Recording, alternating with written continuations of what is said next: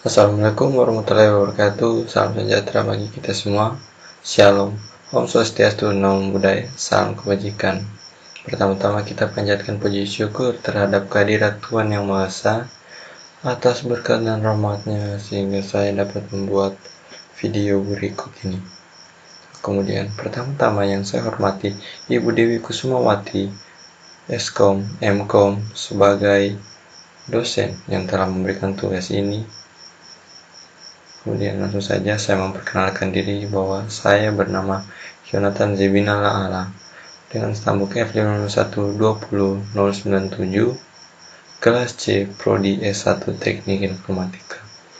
Nah, langsung saja sudah tampil bahwa saya membuat program saya yang berjudul Sistem Penjualan Voucher Game Online.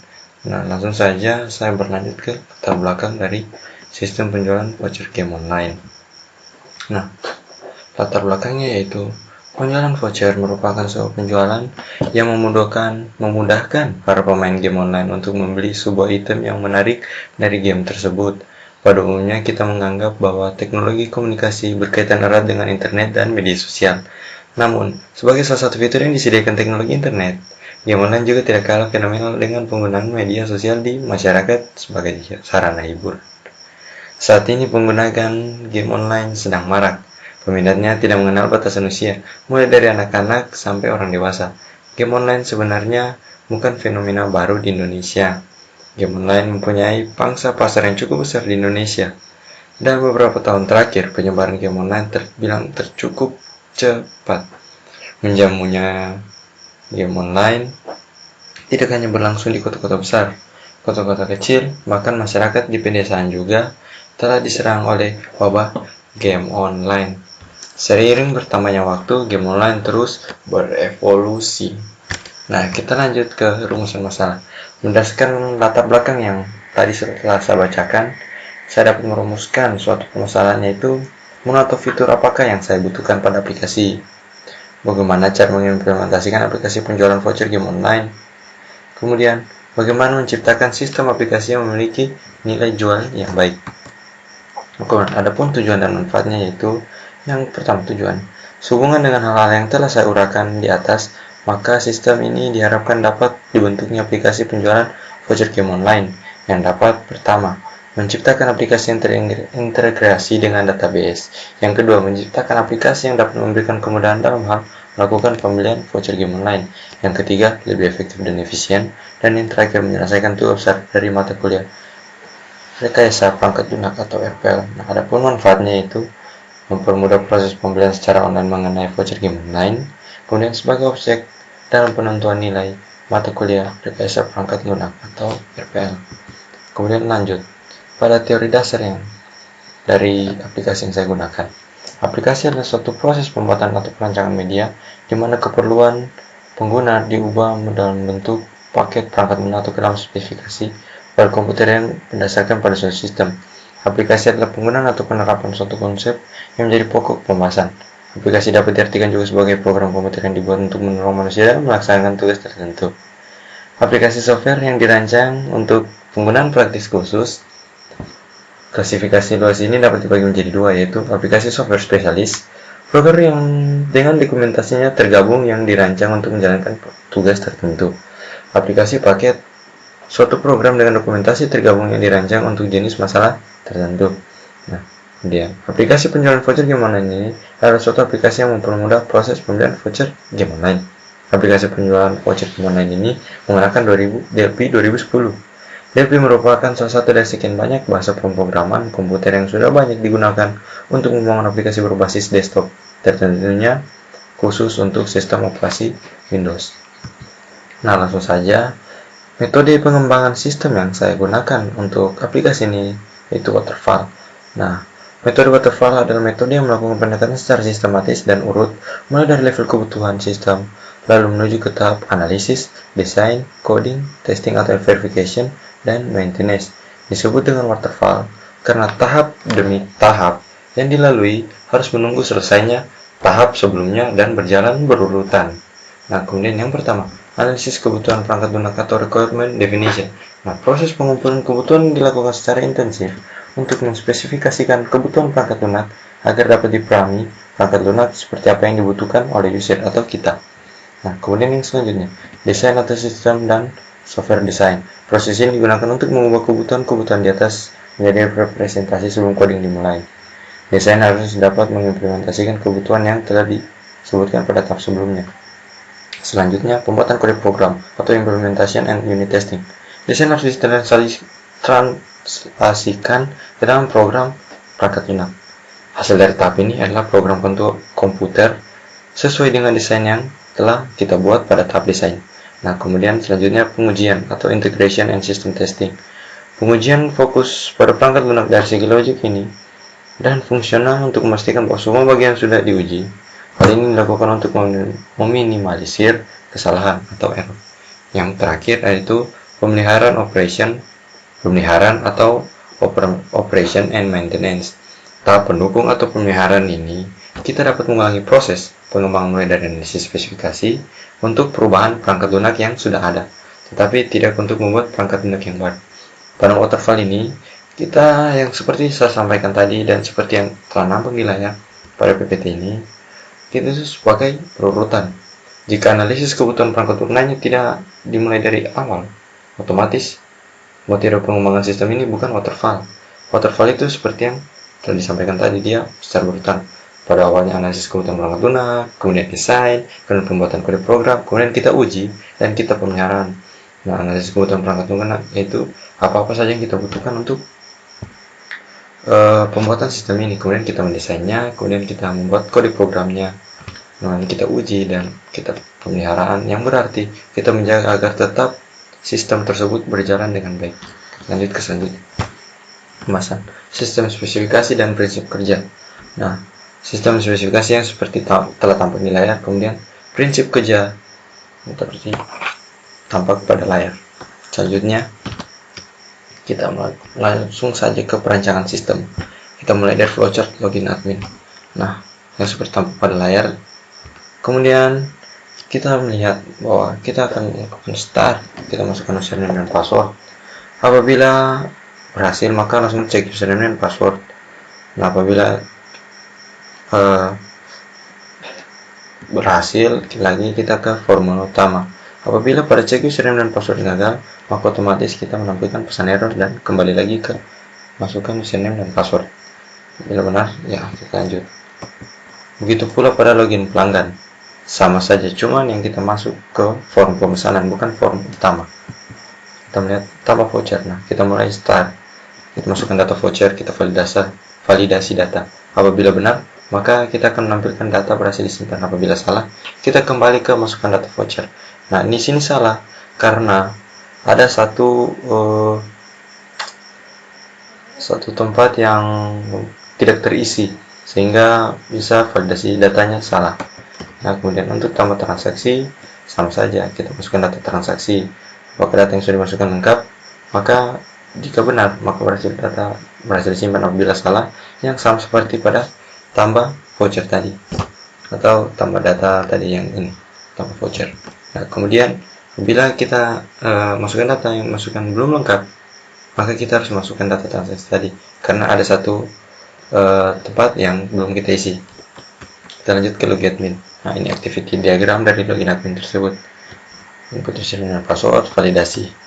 Nah, seperti yang disampaikan tadi. Login pelanggan. Nah, ini kemudian tambah voucher, kemudian tambah transaksi dan laporan. User, kita menampilkan form laporan, baru kita cetak, kemudian tercetaklah laporan dari sistem. Kemudian DFD level 0 seperti berikut. Dari DFD level 0 sepertinya sudah jelas. Admin melakukan input username dan password, data voucher serta mengulang pembayaran voucher, username dan password valid, kembali ke admin, kemudian melakukan laporan pembayaran. Nah, kemudian seperti begitu juga pelanggan, sepertinya sudah jelas. Kita lanjut ke DFD level 1. Nah, sama seperti berikut. Kemudian kita lanjut ke selanjutnya, ke use case diagram. Nah, ini use case diagram lebih ke topoksi dari masing-masing pelanggan dan admin. Admin berhak mengubah data, mengirim voucher, mengecek laporan pembayaran atau laporan dari data voucher. Kemudian dari pelanggan membeli voucher dan membayar voucher. Kelas diagram seperti berikut. Kemudian kita melakukan perancangan desain. Perancangan desain kita melakukan halaman login awal. Nah, seperti berikut desain dari login awal. Kemudian login admin, login pelanggan. Kemudian input data voucher yang setelah dari login admin. Kemudian tampilan transaksi setelah dari login pelanggan. Kemudian laporan data voucher yang nampak di sini di login admin. Itu pada bawah kanan ada cetak, maka otomatis kita mencetak dari laporan data voucher. Nah, untuk laporan transaksi kita melihat di tampilan transaksi itu ada cetak struk, tapi cetak struk sebelumnya kita harus mengklik ID transaksi pada pesanan berikut, maka hingga terjadinya laporan transaksi berikut. Implementasi dan pengujian sistem. Untuk implementasi segera langsung kita tampilkan, tapi untuk pengujian sistem akan pada akhir setelah implementasinya. Implementasi sistem halaman login awal. Halaman login, nah kita di sini mungkin hanya menjelaskan secara biasa saja, tapi untuk secara rinci akan pada demo aplikasi. Ini login as admin atau pelanggan. Nah, ketika login admin, nah kita memvalidasi data login sebagai admin. Ini berhasil, dan yang sebelah kanannya tidak berhasil. Nah, data tersebut tadi sesuai dengan database ya. Apabila sudah berhasil login, validasi data belum lengkap, nah kayak begini. Ada satu tempat yang kita tidak isi sehingga tidak bisa disimpan. Kemudian apabila kedua tempat diisi, maka berhasil disimpan. Kemudian data berhasil diubah, dan cetak laporan voucher. Kemudian selanjutnya validasi data login sebagai pelanggan. Ini berhasil dan yang sebelahnya tidak. Ini sesuai dengan database. Nah, untuk setelah berhasil login, validasi data belum lengkap. Nah, ini sama seperti admin tadi. Satu data belum terisi full begitu, jadi jumlahnya belum ada. Nah, kemudian untuk selanjutnya yaitu ini. Jumlah sudah ada 2. Nah, kemudian data berhasil tersimpan.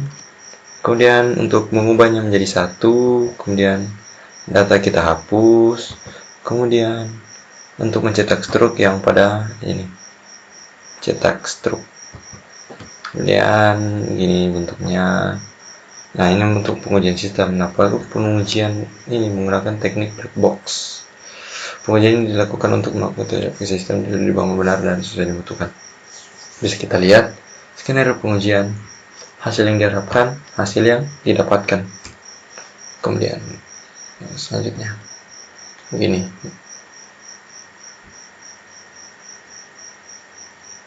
Selanjutnya lagi. Nah, dari aplikasi yang telah saya buat dari sekian dari awal hingga akhir, saya dapat menarik kesimpulan. Berdasarkan percobaan yang telah saya lakukan, saya dapat simpulkan bahwa pembuatan aplikasi program ini merupakan penilaian dari mata kuliah rekayasa perangkat lunak. Diharapkan program aplikasi ini dapat diterapkan sebagai penjualan voucher game online yang sangat luas, yang sangat diketahui oleh masyarakat sekitar. Nah, sehingga bisa berguna untuk masyarakat sekitar, sehingga bisa menghasilkan profit kepada saya sendiri sebagai admin dari penjualan voucher game online tersebut. Nah, lagi yang pada akhirnya dapat membantu mempermudah pemesanan voucher game. Nah, kemudian lanjut, aplikasi penjualan voucher game online ini diciptakan agar mendapat keinginan aplikasi sederhana dengan perintah yang ringan. Nah, aplikasi ini dibuat menggunakan bahasa pemrograman Pascal Objective dengan aplikasi PHP 2010 dan terintegrasi dengan database MySQL. Aplikasi ini telah menggunakan sistem masukan yang telah program dengan beberapa kondisi demi mencegah kesalahan dari pengguna dan mencegah error dari program sendiri, serta menggunakan database yang digunakan sebagai tempat penyimpanan, pengaturan, dan data dari aplikasi. Nah, sekian kesimpulan dari database saya. Nah, kita berlanjut lagi ke demo aplikasi. Langsung saja kita lanjut ke demo aplikasi. Kita langsung saja. Nah, di sini tersedia dua tombol keluar dan masuk. Keluar tersebut berfungsi untuk mengeluarkan aplikasi tersebut. Kita langsung saja menekan tombol masuk. Pertama-tama kita login sebagai admin. Nah, pada admin ini sesuai dengan database. Nah, pada admin username-nya bernama Joe dan passwordnya 123. Nah, bisa dilihat. Nah, kita lanjut. Kita berhasil login. Ini kita lanjut ke menu form penginputan data voucher. Nah, pertama-tama kita melakukan tambah voucher. Nah, tambah voucher. Nah, di sini ID voucher tidak bisa kita tambahkan. Nah, karena di sini otomatis karena auto increment pada database MySQL. Nah, langsung saja voucher $50 $10 seharga 550.000. Nah, kita simpan. Data tersimpan. Kita langsung saja, nah, tertambah. Nah, misalnya di sini kita mau mengubah data voucher tersebut. Nah, kita ubah ke $40.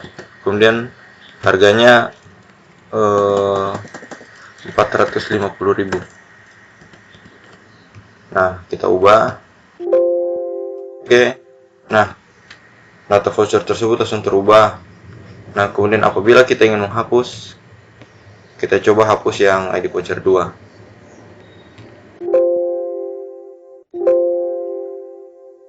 Jelas. Nah, kemudian kita lanjut ke menu untuk mencetak ID voucher dan sebagainya. Nah, ID vouchernya sudah tercetak, tapi mohon maaf karena di sini terlalu kecil atau bisa terjadi buram, makanya tidak terlalu jelas. Yang penting ID voucher telah tercetak. Nah, kemudian kita kembali lagi ke menu pelanggan. Kita mencoba ke menu pelanggan. Nah, kita kembali lagi. Ya, tentu saja kembali halaman sebelumnya. Nah, kemudian kita login as pelanggan lagi. Nah, pada pelanggan sesuai database kita menginputkan pelanggan, kemudian passwordnya juga sama seperti admin 123. Nah, login. Nah, kita langsung lanjut saja.